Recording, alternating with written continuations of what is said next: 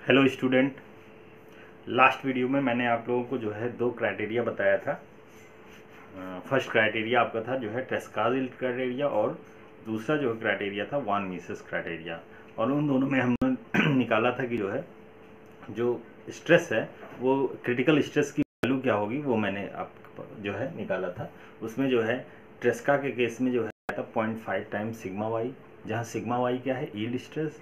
और जो है वॉन मिसेस के अकॉर्डिंग जो क्राइटेरिया था उसके अकॉर्डिंग जो क्रिटिकल स्ट्रेस था जिसपे जो है प्लास्टिक डिफॉर्मेशन एग्जिस्ट करता है वो क्या था 0.507 वाई। ठीक है, नेक्स्ट हम लोग जो है देखते हैं जो है hot working and cold working process. जैसा कि मैंने आपको लास्ट वीडियो में बताया था कि जो है अकॉर्डिंग टू द टेम्परेचर जो है जो आपका मेटल फार्मिंग जो प्रोसेस है वो दो टाइप से हम क्लासिफाई कर सकते हैं। पहला जो है हार्ड वर्किंग प्रोसेस और दूसरा जो है cold working process. Hard working process क्या होता है और कोल्ड वर्किंग प्रोसेस क्या होता है, इसके लिए हमें ये समझना जरूरी है कि टेम्परेचर जो होता है, रिक्रिस्टलाइजेशन टेम्परेचर क्या होता है, ये समझना बहुत ज़रूरी है। रिक्रिस्टलाइजेशन जैसा कि नाम से आपको मतलब समझ में आ रहा है कि रिक्रिस्टलाइज मतलब दोबारा क्रिस्टल जो है रिफॉर्म हो रहा है। ऐसा टेम्परेचर जिस टेम्परेचर पे जो क्रिस्टल्स हैं, जो स्ट्रक्चर है, जो ग्रेन्स है वो दोबारा रिफॉर्म हो रहे हैं, तो उनको उस टेम्परेचर को हम क्या बोलते हैं, रिक्रिस्टलाइजेशन टेम्परेचर। ठीक है, इसमें क्या होता है, ग्रेन्स जो है दोबारा रिफॉर्म होता है, उनका शेप जो है दोबारा चेंज होता है। ठीक है, तो इसको जो है दोबारा चेंज होता है जिसके कारण उनकी प्रॉपर्टीज चेंज होती है ना। तो इस वजह से इनको उसको हम उस टेम्परेचर को हम पार्टिकुलर टेम्परेचर को क्या बोलेंगे, रिक्रिस्टलाइजेशन टेम्परेचर। तो उस टेम्परेचर के बेसिस पे जो हम वर्क कर रहे हैं, मेटल फार्मिंग प्रोसेस जो कर रहे हैं, उसके टेम्परेचर के बेसिस पे हम बता सकते हैं कि ये हार्ड वर्किंग प्रोसेस है या कोल्ड वर्किंग प्रोसेस है। अब हम आते हैं हार्ड वर्किंग प्रोसेस। तो हार्ड वर्किंग प्रोसेस क्या जो है होता है, इसमें हम देख सकते हैं कि जो है जो टेम्परेचर, जो वर्किंग टेम्परेचर है, अगर वो टेम्परेचर रिक्रिस्टलाइजेशन टेम्परेचर से ज़्यादा होता है, एबव होता है, और मेल्टिंग जो टेम्परेचर होता है किसी भी मटेरियल का, जैसे मेटल्स को हम गलाते हैं तो जो जो मेल्ट का होता है उसका जो टेम्परेचर हो, जिस टेम्परेचर पे मेल्ट होता है, रिक्रिस्टलाइजेशन टेम्परेचर कौन सा टेम्परेचर होता है, वो जो मेल्टिंग पॉइंट होता है, जो मेल्टिंग टेम्परेचर होता है उससे जो है कम होता है, मेल्टिंग टेम्परेचर से कम होता है। जैसे मान सकते हैं कि जो है रिक्रिस्टलाइजेशन टेम्परेचर, मेल्टिंग टेम्परेचर मान लीजिए T है तो 0.6 टाइम T होगा। ठीक है, तो 0.6 टाइम T लगभग होगा आपका रिक्रिस्टलाइजेशन टेम्परेचर। अलग अलग मटेरियल के लिए रिक्रिस्टलाइजेशन टेम्परेचर अलग अलग होते हैं। जैसे कि आयरन के केस में जो है रिक्रिस्टलाइजेशन टेम्परेचर 450 डिग्री सेल्सियस होता है। कॉपर के लिए जो हम कह सकते हैं कि जो है रिक्रिस्टलाइजेशन टेम्परेचर 200 डिग्री सेल्सियस होता है। तो इस तरीके से कुछ एग्जांपल्स हैं जिसके बेसिस पे कुछ एक टेबल के फॉर्म में है, जिसमें अलग अलग मटेरियल का अलग अलग रिक्रिस्टलाइजेशन टेम्परेचर होता है, अलग अलग मेल्टिंग पॉइंट होता है। तो इस तरीके से हम कह सकते हैं। और जब हम जो मेटल फार्मिंग प्रोसेस हम कर रहे हैं, अगर उसका टेम्परेचर जो है रिक्रिस्टलाइजेशन टेम्परेचर से ज़्यादा लेकिन मेल्टिंग टेम्परेचर से, मेल्टिंग पॉइंट से कम रहता है, तो उसको हम हार्ड वर्किंग प्रोसेस बोलते हैं। तो हम ये कह सकते हैं hard working process is the process at which the working temperature is greater than the recrystallisation temperature of that material. That process is known as the hard working process. ठीक है, अब यही टेम्परेचर अगर वर्किंग टेम्परेचर रिक्रिस्टलाइजेशन टेम्परेचर से कम temperature होता है तो हम उसको हम क्या बोलते हैं, कोल्ड वर्किंग प्रोसेस। इसको हम क्या बोलते हैं, कोल्ड वर्किंग प्रोसेस। तो हम कह सकते हैं cold working process is the process at which the work metal farming process is performed at the temperature which is less than the recrystallization temperature of the material. That process is known as the cold working process. तो आसानी से हम कह सकते हैं। दोनों में difference क्या है, इसमें जो है हार्ड वर्किंग में जो टेम्परेचर है वो रिक्रिस्टलाइजेशन टेम्परेचर से ज़्यादा होता है, और कोल्ड वर्किंग के केस में जो टेम्परेचर होता है वो रिक्रिस्टलाइजेशन टेम्परेचर से कम होता है। ठीक है, लेकिन मेल्टिंग जो है, रिक्रिस्टलाइजेशन टेम्परेचर होता क्या है, जिस टेम्परेचर पे जो है स्ट्रक्चर जो है वो दोबारा जो है सिर्फ ग्रेन्स जो है रिफॉर्म होते हैं, उसको हम रिक्रिस्टलाइजेशन टेम्परेचर बोलते हैं। और ये टेम्परेचर जो मेल्टिंग पॉइंट होता है, मेल्टिंग टेम्परेचर किसी मटेरियल का होता है उसका लगभग 60% होता है, 0.6 to 7 होता है, 0.6 से 0.7 टाइम्स होता है, इतना कह सकते हैं। मतलब 60% to 70% तक होता है। तो ये आपको बेसिक समझ में आना चाहिए। अब हार्ड वर्किंग प्रोसेस, जैसा मैंने कहा कि जो है टेम्परेचर जो है रिक्रिस्टलाइजेशन से ज़्यादा होगा। रिक्रिस्टलाइजेशन टेम्परेचर पे क्या होता है, जो है मटेरियल मेल्ट नहीं होता है, मेल्ट से पहले का प्रोसेस है। तो मेल्ट के पहले का प्रोसेस है, इसमें क्या होता है, जो सेकंड, इसको हम पॉइंट्स के फॉर्म में देख सकते हैं। तो आपको जो है हार्ड वर्किंग में क्या है, टेम्परेचर जो है रिक्रिस्टलाइजेशन से ज़्यादा होगा, और जो आपका इसमें जो टेम्परेचर है वो रिक्रिस्टलाइजेशन टेम्परेचर से कम टेम्परेचर होगा, राइट। सेकंड पॉइंट है रिकवरी एग्जिस्ट, और इस केस में नो अप्रेसेबल रिकवरी टेक्स प्लेस। अब इसमें क्या है, इसको हम कैसे जो है आप डिफाइन कर सकते हैं। रिकवरी का मतलब है जो जब टेम्परेचर आप बढ़ाते हैं, हार्ड वर्किंग के केस में क्या होता है, टेम्परेचर रिक्रिस्टलाइजेशन टेम्परेचर से ज़्यादा होता है, तो क्या होता है, ग्रेन्स जो है न्यू ग्रेन्स आर फॉर्म्ड, नए नए ग्रेन्स जो है बनने लगते हैं। मान लीजिए पहले बड़े बड़े ग्रेन थे, तो अब क्या है, छोटे छोटे ग्रेन में कन्वर्ट हो गया है ना। तो नया ग्रेन्स जो है रिफॉर्म होता है और उसकी रिकवरी होती है, कंप्लीट नया ग्रेन्स जो है कंप्लीट रिकवर कर जाता है। तो यहाँ पे क्या होता है, हार्ड वर्किंग प्रोसेस में रिकवरी एग्जिस्ट करती है। लेकिन कोल्ड वर्किंग के केस में नया जो है नहीं जो है फॉर्म होता है, नया जो स्ट्रक्चर होता है, ग्रेन्स जो है नया ग्रेन्स फॉर्म नहीं होता है।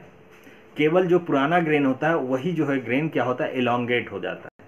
जो पुराना ग्रेन, मान लीजिए ये पुराना ग्रेन है, तो ये क्या होता है, केवल इलोंगेटेड हो जाता है, केवल इलोंगेट हो जाता है, ठीक है। तो इसमें कोई रिकवरी जो है टेक्स नहीं होती है, कोई रिकवरी जो है नहीं हो पाती है, ठीक है। इसमें जो पुराने ग्रेन्स होते हैं वही एलोंगेट हो जाते हैं, ध्यान से समझिए। और हार्ड वर्किंग में क्या था, नया ग्रेन्स बनता है, ठीक है, नया ग्रेन्स बनता है, नई रिकवरी टेक जो है कंप्लीट होती है।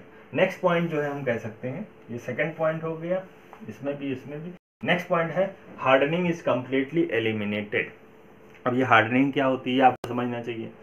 तो स्ट्रेस स्ट्रेन डायग्राम से हमने आपको बताया था कि जो है प्लास्टिक डिफॉर्मेशन के बारे में बताया था। प्लास्टिक डिफॉर्मेशन, ये वाला रीजन है क्या, प्लास्टिक डिफॉर्मेशन। तो एक समय यहाँ पे ऐसा आता है कि जो है आप जो है स्ट्रेस जो है की वैल्यू बहुत कम रखते हैं, फिर भी स्ट्रेन जो है बढ़ता जाता है, स्ट्रेन की वैल्यू बढ़ता जाता है। स्ट्रेन की वैल्यू बढ़ने का मतलब है प्लास्टिक डिफॉर्मेशन बढ़ती जा रही है। तो प्लास्टिक डिफॉर्मेशन जब बढ़ती जा रही, तो वहाँ पे एक जो है सिचुएशन आता है कि जो है जो मटेरियल होता है वो हार्ड होने लगता है। जब मटेरियल हार्ड होने लगता है तो इस फेनोमिना को हम हार्डनिंग कहते हैं। और वर्क पीस जो होता है वो हार्ड होता है, तो इस प्रोसेस को हम क्या बोलते हैं, वर्क हार्डनिंग प्रोसेस बोलते हैं। इसमें क्या होता है, जो वर्क पीस होता है वो हार्ड हो जाता है काफी, ठीक है। तो जब वर्क पीस हार्ड हो जाता है तो इसको हम हार्डनिंग प्रोसेस कहते हैं, ठीक है। तो जब हार्ड वर्किंग हम प्रोसेस करते हैं, तो हार्ड वर्किंग प्रोसेस में क्या है, टेम्परेचर रिक्रिस्टलाइजेशन टेम्परेचर से ज़्यादा होता है। तो जब ज़्यादा टेम्परेचर होगा तो उसमें क्या होगा, जो हार्डनिंग जो हो रहा है, जो हार्डनिंग फेनोमिना आकर हो रहा है, वो क्या होता है, एलिमिनेट हो जाती है। मतलब जो मटेरियल हार्ड हो जाता है वो हार्ड जो है हार्डनेस धीरे धीरे कम हो जाती है। मतलब हार्डनिंग जो होती है मटेरियल की, वर्क पीस की, वो कंप्लीटली एलिमिनेट हो जाती है, किसमें, हार्ड वर्किंग प्रोसेस में। क्यों, क्योंकि टेम्परेचर आप रिक्रिस्टलाइजेशन से टेम्परेचर से ज़्यादा रखते हैं।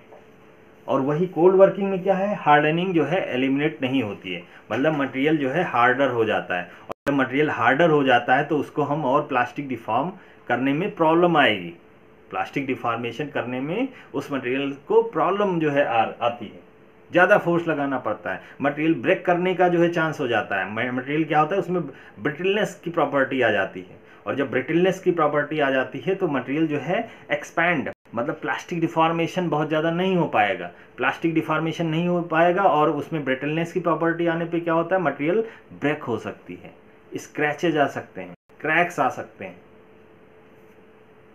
आई होप कि आपको समझ में आ रहा है, ठीक है।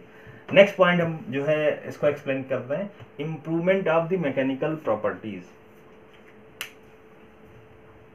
इसमें हार्ड वर्किंग प्रोसेस में क्या है, मटेरियल की जो प्रॉपर्टी होती है वो जो है इम्प्रूव हो जाती है। जैसे कि जो है मटेरियल प्रॉपर्टीज में जो है हम इलांगेशन कहते हैं, रिडक्शन इन एरिया बोलते हैं, है ना।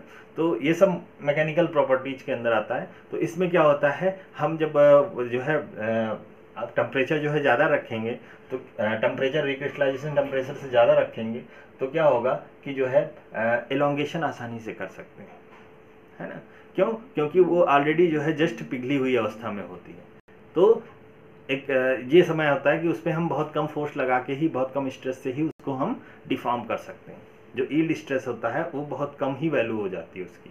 क्यों हो जाती है? क्योंकि आपने जब टेम्परेचर बढ़ा दिया, और मैंने आपको लास्ट वीडियो में बताया था कि टेम्परेचर का स्ट्रेस से क्या रिलेशन है। टेम्परेचर बढ़ाएंगे तो स्ट्रेस की वैल्यू जो है वो ऑलरेडी कम हो जाती है ना।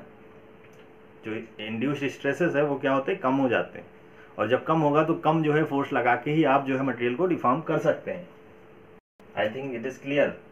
और इसमें क्या है, decrease the elongation and reduction in area. इसमें क्या है, प्रॉपर्टीज में इंप्रूवमेंट नहीं हो पाता है ना, मतलब जितना इलांगेशन होना चाहिए उतना नहीं हो पाता, डिक्रीज हो जाता है, कमी आ जाती है उसमें। नेक्स्ट पॉइंट हम कह सकते हैं पुअर सरफेस फिनिश ऑब्टेन्ड। ठीक है, किस किस में, हार्ड वर्क। हाँ, ये भाई ड्रॉबैक है इसमें, हार्ड वर्किंग का ये क्या है, ड्रॉबैक है, डिसएडवांटेज इसको बोलते हैं। इसमें क्या होता है, जब आप जो है हार्ड वर्किंग प्रोसेस करते हैं, टेम्परेचर ज़्यादा होता है, तो क्या होता है कि वहाँ पे जो है स्केलिंग की कंडीशन आ जाती है, और जब स्केलिंग की कंडीशन आ जाती है तो क्या होता है, मटेरियल जो है खुरदरा हो जाता है, जो सरफेस जो होता है उसका है इतना स्मूथ सरफेस नहीं हो पाता, क्योंकि कंटिन्यूअस स्केलिंग हो रही है। तो क्या होगा, जो है जो सरफेस है वो स्मूथ नहीं हो पाता, खुरदुरा होता है, जिसकी वजह से हम कह सकते हैं कि जो फिनिशिंग है, सरफेस की फिनिश है, वो जो है पुअर होती है, सरफेस फिनिश जो है उतनी अच्छी नहीं होती है। किस केस में, हार्ड वर्किंग प्रोसेस में। तो ये क्या है, ये इसका ड्रॉबैक है, इसका जो है डिसएडवांटेज में आता है। लेकिन वही कोल्ड जो वर्किंग प्रोसेस है उसमें क्या आता है, सरफेस फिनिश अच्छी होती है। ठीक है, इसमें कोई स्केलिंग प्रॉपर्टी नहीं होती है ना।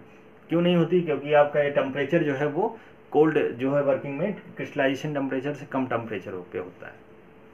ठीक है, नेक्स्ट पॉइंट है refinement of the crystal occurs. वो चीज़ मैंने पहले ही बता दिया था। ठीक है, कि जो है हार्ड वर्किंग प्रोसेस में नया स्ट्रक्चर, नया ग्रेन्स का जो है वो रिक्रिस्टलाइज होता है, ग्रेन्स जो है वो कंप्लीट चेंज हो जाते हैं, तो नया स्ट्रक्चर जो है फॉर्म होता है। तो वही कह रहा है रिफाइनमेंट ऑफ क्रिस्टल। और इस केस में क्या होता है, कोल्ड वर्किंग के केस में क्या होता है, क्रिस्टलाइजेशन डज नॉट अकर, मतलब जो क्रिस्टलाइजेशन होता है दोबारा नहीं हो पाता, केवल क्या होता है, ग्रेन्स जो है केवल एलोंगेट हो जाते हैं, केवल जो है पुराने ग्रेन्स होते हैं वही एलोंगेट हो जाते हैं। ठीक है, वो दूसरे जो है स्ट्रक्चर में नहीं चेंज होते हैं। नेक्स्ट पॉइंट है cracks and blow holes are the welded up. और ठीक है, क्या होता है, जब आप जो है डिफॉर्मेशन करते हैं तो हो सकता है कि जो है क्या होता है, क्रैक्स वगैरह डेवलप होते हैं, है ना, क्रैक्स वगैरह डेवलप होते हैं, या ब्लो होल्स। ब्लो होल्स क्या होते हैं, जो वाइट्स होते हैं, दो एटम्स के बीच में, दो चार एटम्स के बीच में जो खाली जगह होता है उसी को हम वाइट्स कहते हैं। ठीक है, वाइट्स कहते हैं तो वहाँ मटेरियल जो है नहीं रहता है, मटेरियल की जो है डिसकंटिन्यूटी हो जाती है, वहाँ पे मटेरियल कंटिन्यूअस मैनर में नहीं रहता, कुछ कम हो जाता है, वहाँ खाली स्थान हो जाता है, उसी को हम क्या बोलते हैं, ब्लो होल्स बोलते हैं। उसी को हम क्या बोलते हैं, ब्लो होल्स। और क्रैक्स क्या होता है, क्रैक्स आपका एक जो है इंटरनल फ्लाज होता है, इस टाइप से क्रैक्स जो है किसी मटेरियल में जो है डेवलप हो जाता है। तो क्रैक्स जो है वो भी जो है मटेरियल को जो है कमज़ोर बना देता है। क्रैक्स, ब्लो होल्स ये क्या करता है, ये मटेरियल को वीक कर देता है। ठीक है, तो जब हार्ड वर्किंग आप प्रोसेस करते हैं और अगर ये चीज़ डेवलप होती है, तो हार्ड वर्किंग प्रोसेस में क्या होता है, टेम्परेचर ज़्यादा की वजह से क्या होता है, ये क्रैक्स और ब्लो होल्स क्या होते हैं, वो वेल्ड हो जाते हैं। क्या होते हैं, वो वेल्ड हो जाते हैं, और नया स्ट्रक्चर चेंज हो जाता है। तो इस वजह से ये जो है क्या होता है, क्रैक्स और ब्लो होल्स क्या होते हैं, एलिमिनेट हो जाते हैं, ये ख़त्म हो जाते हैं। लेकिन वही कोल्ड वर्किंग के केस में क्या होता है, क्रैक्स जो है वो फॉर्म हो जाता है, क्रैक्स जो है वो ख़त्म नहीं होते। ठीक है, तो ये जो है इसका ड्रॉबैक है, किसका, कोल्ड वर्किंग प्रोसेस का। ठीक है, नेक्स्ट पॉइंट हम देखते हैं no internal and residual stress developed. ठीक है, हार्ड वर्किंग के केस में कोई भी जो है इंटरनल और रेजिडुअल स्ट्रेस मतलब जो बाद के स्ट्रेस डेवलप होते हैं उनको हम रेजिडुअल स्ट्रेस कहते हैं, वो जो है हार्ड वर्किंग केस में डेवलप नहीं हो पाते हैं, लेकिन कोल्ड वर्किंग के केस में क्या होता है, वो डेवलप होते हैं। ठीक है, क्योंकि जाहिर सी बात है नया स्ट्रक्चर फॉर्म हो रहा है, तो यहाँ पे रेजिडुअल स्ट्रेस डेवलप नहीं होते, यहाँ पे रेजिडुअल स्ट्रेस डेवलप होते हैं। क्यों, क्योंकि जो है आपका स्ट्रक्चर में जो है जो ग्रेन्स है वही एलोंगेट हो जाता है, इस वजह से जो है वहाँ पे इंटरनल स्ट्रेस डेवलप होते हैं। ठीक है भाई, एलोंगेट हो जाएगा तो फिर वो अपने पुराने शेप में आना चाहेगा ना, तो इस तरह से जो है वो रेजिडुअल स्ट्रेस डेवलप होते हैं। Next, force required for the deformation is less. In case of hard working process जो आपका फोर्स रिक्वायरमेंट है डिफॉर्मेशन के लिए वो क्या है, लेस रिक्वायर्ड होती है।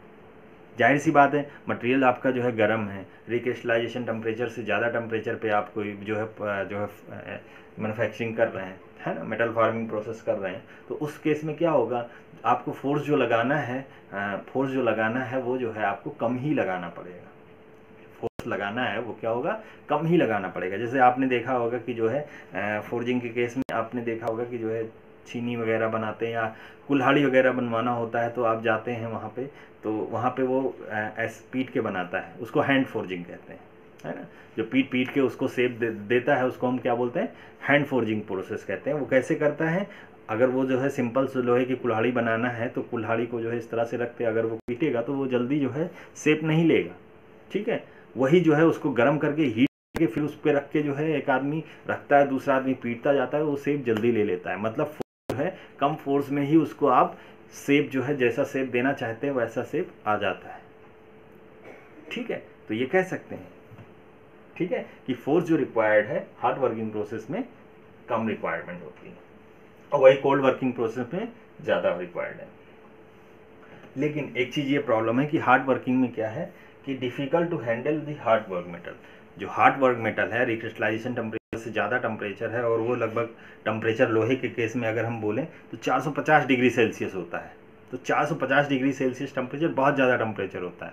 तो उसके लिए जो है आप डायरेक्टली ऐसा नहीं कि उसको आप हैंडल कर सकते हैं वर्क को, उसके लिए एक्स्ट्रा जो है सिस्टम होना चाहिए, है ना, उसको हैंडल करने के लिए, ठीक है, पकड़ने के लिए, उसके लिए एक डिफरेंट जो है सिस्टम होना चाहिए। बट कोल्ड वर्किंग प्रोसेस में क्या है, हैंडल आसानी से हैंडल कर सकते हैं, आसानी से पकड़ सकते हैं, आसानी से वर्क कर सकते हैं, ठीक है। तो ये जो है इसका ड्रॉबैक हार्ड वर्किंग प्रोसेस का। तो ये सारे जो है पॉइंट्स हैं जिसके बेसिस पे बता सकते हैं कि hard working process cold working process से किस तरह से डिफरेंट है। एक बार मैं रिवाइज कर देता हूँ। हार्ड वर्किंग प्रोसेस में क्या होता है, जो टेम्परेचर जो है वर्किंग टेम्परेचर होता है वो रिक्रिस्टलाइजेशन टेम्परेचर से ज़्यादा होता है लेकिन मेल्टिंग टेम्परेचर से कम होता है। कोल्ड वर्किंग प्रोसेस में जो वर्किंग टेम्परेचर होता है, वर्किंग इन्वायरमेंट का टेम्परेचर होता है, वो जो है वो आपका जो है रिक्रिस्टलाइजेशन टेम्परेचर से कम टेम्परेचर होता है। ये पहला जो है डिफरेंस हुआ। दूसरा डिफरेंस जो है मैंने आपको बताया था, रिकवरी एग्जिस्ट करती है किस केस में, हार्ड वर्किंग में, और कोल्ड वर्किंग में रिकवरी एग्जिस्ट नहीं करती है। तीसरा मैंने पॉइंट बताया था कि हार्ड वर्किंग के केस में हार्डनिंग इज कम्प्लीटली एलिमिनेटेड। जो हार्डनिंग होता है किसके कारण होता है, हार्डनिंग जब परमानेंट डिफॉर्मेशन होने लगता है विदाउट जो है very less amount of stress induced, then आपका जो है हार्डनिंग प्रोसेस स्टार्ट होता है। और हार्डनिंग में होता क्या है, मटेरियल हार्ड होने लगता है।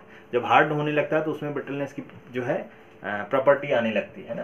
तो हार्ड वर्किंग के केस में हार्डनिंग जो है वो कम्प्लीटली एलिमिनेट हो जाती है, लेकिन कोल्ड वर्किंग प्रोसेस में एलिमिनेट नहीं हो पाती।